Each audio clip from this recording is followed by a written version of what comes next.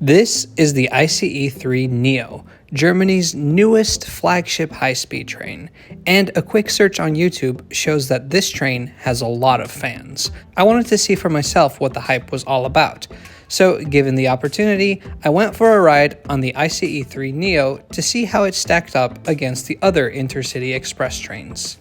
Except one thing, I didn't ride it in Germany. Hey everybody, welcome to a brand new Trains Are Awesome video. I'm Tom. I'm in the Netherlands, specifically in Arnhem, the city with the only remaining trolley bus network in the Netherlands. Behind me is Arnhem Centraal Station, the main railway station here. So Arnhem Centraal is a very cool station. In fact, the section right over here had to be built by a professional shipbuilder because of the complex shape. I'm about to head towards Utrecht, and there are domestic trains that run between Arnhem and Utrecht like every 10 minutes. But why be boring and take a Dutch train when you can be cool and take a German train? And we're about to be very cool because we are taking the ICE, the Intercity Express. See, there's a route that runs from Frankfurt to Amsterdam, and in the Netherlands, you're allowed to just ride it, even if you're not an international passenger. So that's what we're gonna do. So there are two ways to travel within the Netherlands domestically on the German ICE. And remember that if you are planning to take the ICE across the border, you'll just have to buy a regular international ticket. The first option, if you're just traveling with a train ticket, is to buy the ICE supplement. I'll show you how to do it here. You go to a ticket machine, and on the supplement line, you'll hit the Intercity Direct or ICE button, pick the ICE, and it'll charge you €3 for a supplement.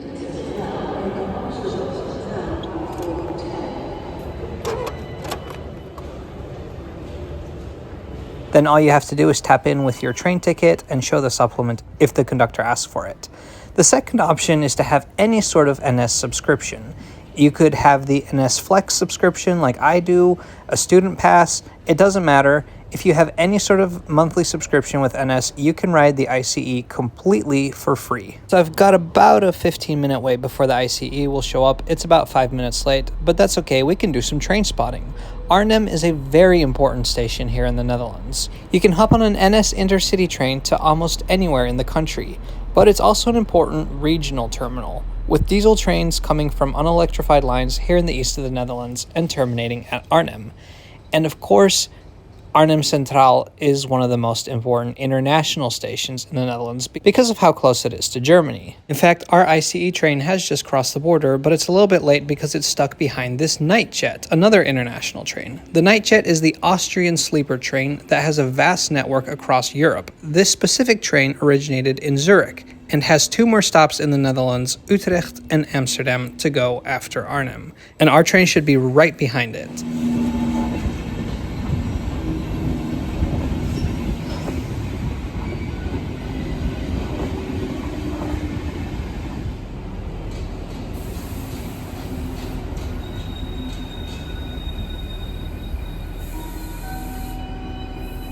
Just a Swiss train in the Netherlands, you know, European things.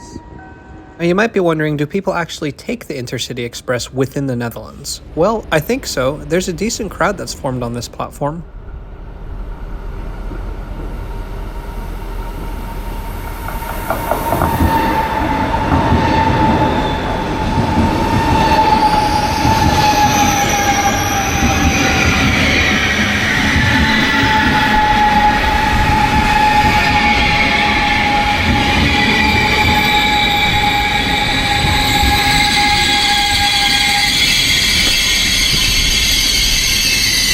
This is ICE 222 bound for Amsterdam, which left Frankfurt this morning around 5:30.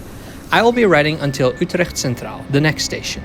That is one advantage the ICE has over the domestic intercity trains on this route. There are no intermediate stops. Let's step aboard this Baureihe 408, also known as the ICE 3 Neo. So this is one of the first class cabins. You can see there are dark leather seats arranged in a 2x1 configuration. They look very comfortable. Maybe I should have splurged on first class. Nah, Dutch train tickets are already expensive enough. Walk a little bit farther and we find ourselves in the restaurant car. It features table seating on one side and a counter where you can order drinks, hot and cold food on the other side. I've never actually ordered food from a Deutsche Bahn train before. I should have maybe done that this time, but it's not a very long ride to Utrecht. So next, let's check out the vestibule. These trains come equipped with a lift for wheelchair boarding. Multiple recycling bins are mounted into the wall, so you better pay attention to the labels. And on the right, there is a conductor's room as well as a compartment for families to sit in. These trains also have 8 bicycle spots. Now second class. Seats are similar to those in first class, but fabric and in a 2x2 configuration. I have to say, I really like the interior of German long-distance trains. There's something really stylish about them. The wood mixed with the carpet and the dark colors. Back when I lived in the Netherlands, I would take a German train whenever I could, like if I was traveling from Utrecht to Amsterdam or something, because besides comfortable seats, I always appreciated the cozier atmosphere. A big contrast with the colorful and brightly lit interiors of most Dutch trains. I found a seat that was not reserved and have now sat down. Yeah, it's very comfortable, even in second class.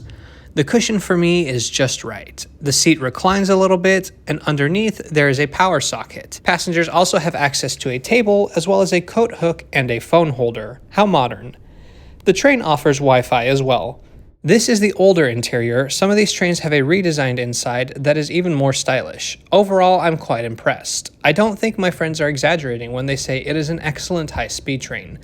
The ride is so smooth, too. It makes sense given how the Intercity Express interior is already a great product. Once you add a few modern features, a few accessibility features, it's easy to see why people would say this is the best one. The Intercity Express is Germany's flagship train and has been since the early 90s. The trains run on a mix of high-speed lines and regular rail lines.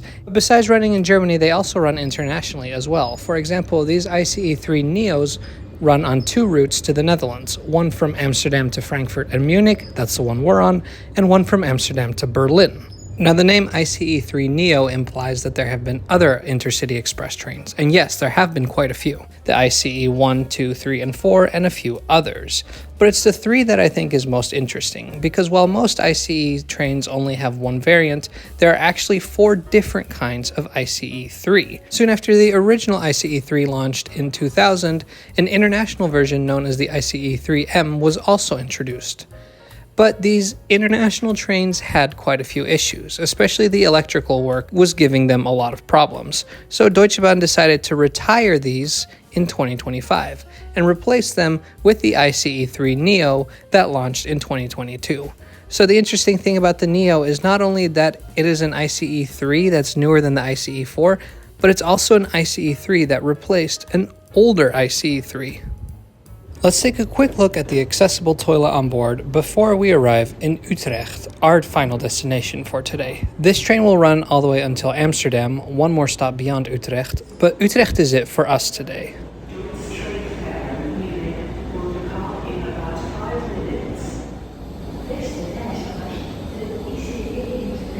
I'm not gonna lie though, while I do love the interior of these trains and the exterior isn't bad, I do think that I like the exterior of the older ICE 3s just a little bit more. That might just be nostalgia though.